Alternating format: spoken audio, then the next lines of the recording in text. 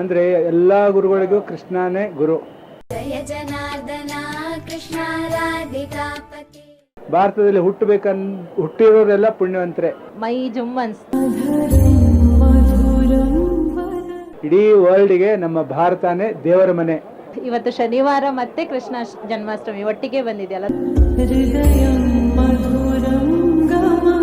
ನನ್ನ ಹೆಸರು ಮುತ್ತುರಾಜ್. ಓಂ ಕೃಷ್ಣಾಯ ವಾಸುದೇವಾಯ ಹರಯೇ ಪ್ರಣಮಾತ್ಮನೆ ಪ್ರಣತ ಕ್ಲೇಶನಾಶಾಯನ ಗೋವಿಂದಾಯ ನಮೋ ನಮಃ. Thank you. Actually first time ಬಂದಿದ್ದು ಫ್ರೆಂಡ್ಸ್ ಜೊತೆ. ಚೆನ್ನಾಗಿತ್ತು. ಒಳಗಡೆ ಡೆಕೋರೇಷನ್ ಎಲ್ಲ ತುಂಬಾ ಚೆನ್ನಾಗಿತ್ತು. ಫುಲ್ ಲೈಕ್ ಡಿವೈನ್ ಬ್ಲೆಸ್ ತರ ಅನಿಸ್ತು. ಫಸ್ಟ್ ಟೈಮ್ 3 ಜನ ಒಟ್ಟಿಗೆ ಫಸ್ಟ್ ಟೈಮ್ ಬಂದಿದ್ದು. ಒಳಗಡೆ ಡೆಕೋರೇಷನ್ ತುಂಬಾ ಚೆನ್ನಾಗಿತ್ತು. ದರ್ಶನ ಮಾಡಿದಾಗ ನಮಗೆ ಫುಲ್ ಒಂಥರ ಬ್ಲೆಸ್ಡ್ ಆರಾಮ್ ಫೀಲ್ ಆಯ್ತು. ತುಂಬಾ ಚೆನ್ನಾಗಿತ್ತು. ತುಂಬ ಖುಷಿ ಆಯಿತು. ನಾವು ಶ್ರೀನಿವಾಸ್ ನಗರ ಬನಶಂಕರಿ ಫಸ್ಟ್ ಸ್ಟೇಜಿಂದ ಬಂದಿದ್ವಿ. ಇವತ್ತು ಶನಿವಾರ ಮತ್ತೆ ಕೃಷ್ಣ ಜನ್ಮಾಷ್ಟಮಿ ಒಟ್ಟಿಗೆ ಬಂದಿದೆಯಲ್ಲ, ತುಂಬ ಕ್ರೌಡ್ ಜೊತೆಗೆ ಒಳ್ಳೆ ದರ್ಶನ ಆಯಿತು. ನಮಗೆ ಪಾಸ್ ಇತ್ತು ಸಹ, ಒಳ್ಳೆ ಪ್ರಸಾದ ತಿಂದ್ವಿ, ಒಳ್ಳೆ ದರ್ಶನ, ಅಲಂಕಾರ, ಆ ಒಳಗಡೆ ಹಾಲ್ ಎಂಟ್ರಿ ಆಗುವಾಗ ಒಂಥರ ಮೈ ಜುಮ್ ಅನಿಸ್ತು. ಯಾಕಂದ್ರೆ ಆ ಫೀಲ್ ಇತ್ತಲ್ಲ, ಅದು ಎಕ್ಸ್ಪ್ಲೇನ್ ಮಾಡ್ಲಿಕ್ಕಾಗಲ್ಲ. So we are so grateful.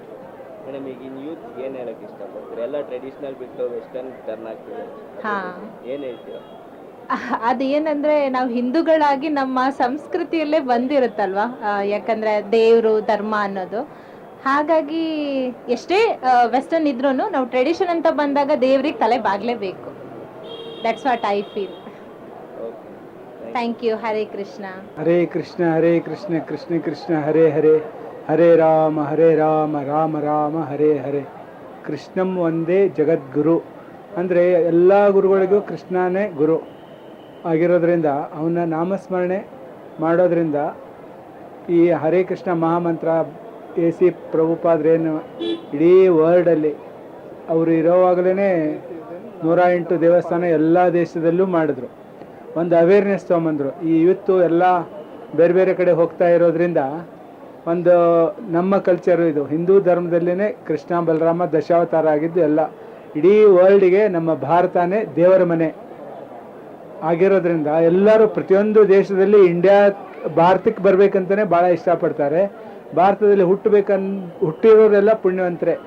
ಹೀಗಾಗಿ ಇಲ್ಲಿ ಸ್ವತಃ ಮಣ್ಣಿನಲ್ಲಿ ಕಣಕಣದಲ್ಲಿ ಪ್ರತಿಯೊಂದಲ್ಲೂ ನಾವು ದೇವ್ರು ನೋಡೋಂಥ ಜಾಗ ಅಂದ್ರೆ ಭಾರತ.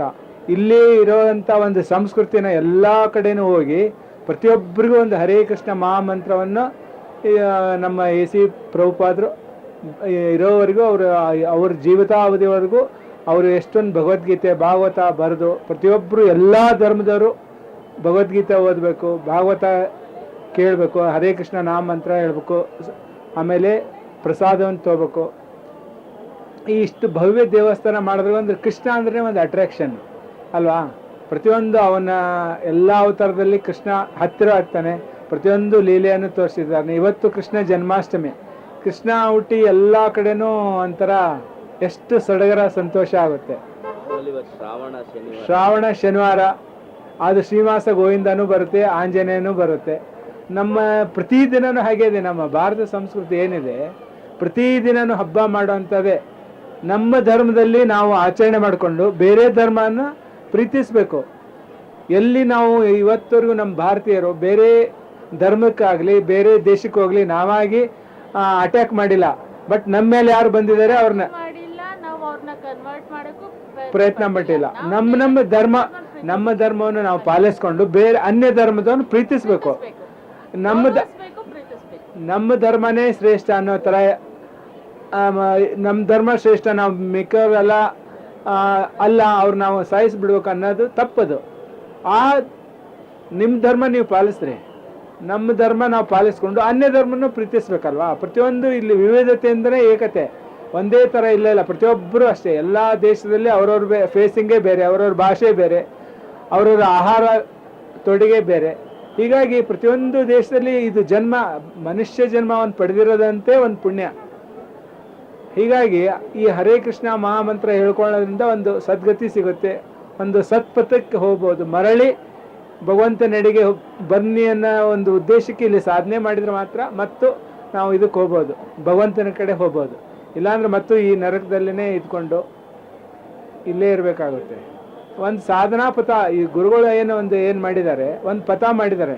ಇಲ್ಲ ನೀವು ದೇವಲೋಕದಲ್ಲೇ ಇದ್ದವರು, ನೀವೇನೋ ಒಂದು ನಿಮ್ಮ ಪುಣ್ಯ ಕಡಿಮೆ ಆಗಿದ್ರಿಂದ ಮನುಷ್ಯ ಬರ್ತೀವಿ, ಮತ್ತು ಇಲ್ಲಿ ಬಂದು ಸಾಧನೆ ಮಾಡೋದು. ಸಾಧನೆ ಅಂದರೆ ಈ ಕಲಿಯುಗದಲ್ಲಿ ನಾಮ ಜಪ, ಪ್ರತಿಯೊಂದು ನಿಮ್ಗೆ ಯಾವ ಇಷ್ಟ ಆಗಿರುತ್ತೋ ಆ ದೇವ್ರನ್ನ ಒಂದು ಜಪ ಮಾಡಿಕೊಂಡು ಹರೇ ಕೃಷ್ಣ ಹೇಳ್ಬೋದು, ಹರೇ ರಾಮ ಹೇಳ್ಬೋದು, ಶ್ರೀನಿವಾಸ, ಗೋವಿಂದ, ಎಲ್ಲ ಎಷ್ಟೊಂದು ನಾಮಗಳಿವೆ. ನಿಮಗೆ ಯಾವ ನಾಮ ಇಷ್ಟ ಆಗುತ್ತೋ ಆ ನಾಮ ಪ್ರತಿ ಕ್ಷಣನೂ ಜಪ ಮಾಡಿಕೊಂಡು ಒಂದು ಒಳ್ಳೆಯ ರೀತಿಯಿಂದ ಜೀವನ ಮಾಡಿಕೊಂಡು ಹೋಗುವಂಥದ್ದೇ ಒಂದು ಕೃಷ್ಣ ಜನ್ಮಾಷ್ಟಮಿ ಸಂದೇಶ.